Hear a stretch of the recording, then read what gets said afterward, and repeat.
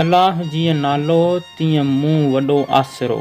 अल्लाह जीअं नालो तीअं मूं वॾो आसिरो। ख़ालिक तुंहिंजे खांड जो पड़ो बंद न कोई। नालो रब संधोए रहियो आहे में रूह में। बिस्मिल्लाहिर्रहमानिर्रहीम। अस्सलाम वालेकुम। दी हिस्ट्री ऑफ सिंध में मां आहियां जो पंहिंजो तामीर हुसैन। कीअं आहियो अवां सभु? उमेद आहे तव्हां सभु ख़ुशि हूंदव ऐं अल्लाह पाक जे अमान में हूंदव। अॼु जो वीडियो असांजो हिकु दोस्त भाउ कमेंट कई हुई त सिंधी ॿोलीअ जे बारे में ठाहियूं, त अॼु जो वीडियो मुख़्तसिर थींदो। सिंधी ॿोलीअ जे बारे में इंशाअल्लाह मूंखे ज़रूरु पसंदि ईंदो। त हलूं था पंहिंजे हिन वीडियो जी तरफ़।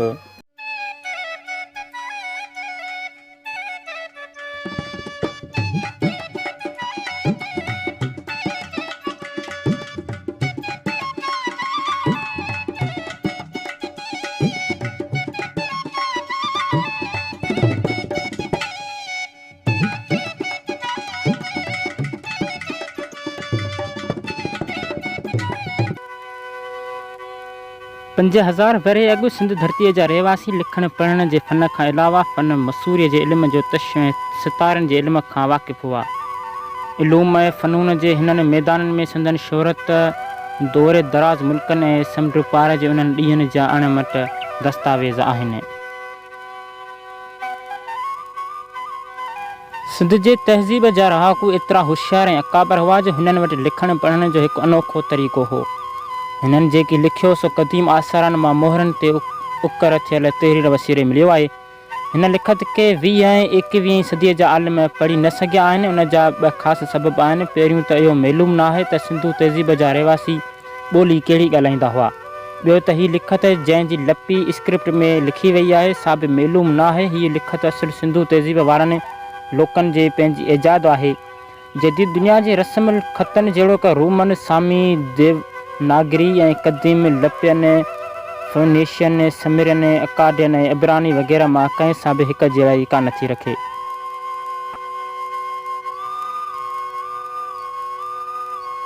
सिंध जी तहज़ीब जंहिंखे दुनिया जा आलिम हरपन कल्चर जे नाव सां पिणु सॾीनि था, सा अटिकल 1000 मील उत्तर खां ॾखण ऐं अटिकल 1000 मील ओभर खां ओलह जे एराज़ीअ ते पखिड़ियल हुई। मकरान जे साहिल वटि दरियाफ़्त कयल सतकाजन जिन दौर खां ॾखण में गुजरात जे भगत राय जो आसारनि ताईं लोथल खां हड़ापा ताईं 250 खनि खंडरनि में सिंधू तहज़ीब जा आसार मिलिया आहिनि। हिन तहज़ीब जे क़दामत जे बारे में आर्कियोलॉजीअ जे माहिरनि जा राया रेडियो कार्बन ऐं ॿियनि जोहरी तरीक़नि सां आज़माया विया आहिनि। उन मां जेके नतीजा हासिल थिया आहिनि तिन मूजिब हड़ापा तहज़ीब खां अॻाटे आसार क़दीम कोट ॾिजीअ जे मथां सतह जे तारीख़ काफ़ मीम 210-140 काफ़ मीम मिली आहे, जंहिंजी बुनियाद ते हड़ापा तहज़ीब जी शुरूआति 2240 काफ़ मीम मुक़ररु करे सघिजे थी।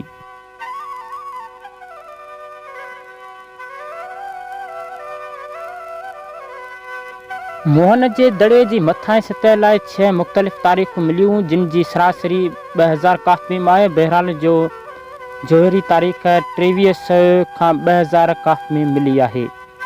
4-5 हज़ार वरे अॻु जी लिखत वारियूं इहे मोहरूं सिंधू माथर जे मुख्य ॿिनि वॾनि शहरनि यानी मोहन जे दड़े ऐं हड़ापा मां घणे तइदाद में मिलियूं आहिनि ऐं ॿिनि नंढियुनि वस्तियुनि मां पिणु थोरे तइदाद में मिलियूं आहिनि, जहिड़ो क चन्नूअ जो दड़ो, लोथल ऐं काली बंगनि जे एराज़ियनि मां पिणु 200 खनि मोहरूं मिलियूं आहिनि। मोहन जे दड़े लाइ तसवर कयो वञे थो त उन मां अञा बि केतिरियूं ई मोहरूं मिलंदियूं, छाकाणि त उतां जी काफ़ी एराज़ीअ जी खोटाई कान कराई वई आहे। उन मां इहो मालूम थियो त असांजी सिंधू ॿोली जेका 5000 साल खां बि पुराणी आहे, जेका अॼुकल्ह असां सिंधी ॿोली ॾिसी रहिया आहियूं उन में कुझु इस्लामी यानी जेका अरबनि जे दौर जी कुझु ॿोली उन में मिक्स कई वई। जीअं अरबनि जे दौर में मोहम्मद बिन क़ासिम सिंध फ़तेह कई हुई, उन सां गॾोगॾु असांजी सिंधी ॿोली उन तरीक़े सां लिखी वई। पर जेका सिंधी ॿोली असुल खां पुराणी ॿोली आहे उन जी अञा का बि मुकमल तारीख़ असां वटि मौजूदु न आहे, छाकाणि त उन जी अञा का बि ख़बर ई नथी पवे।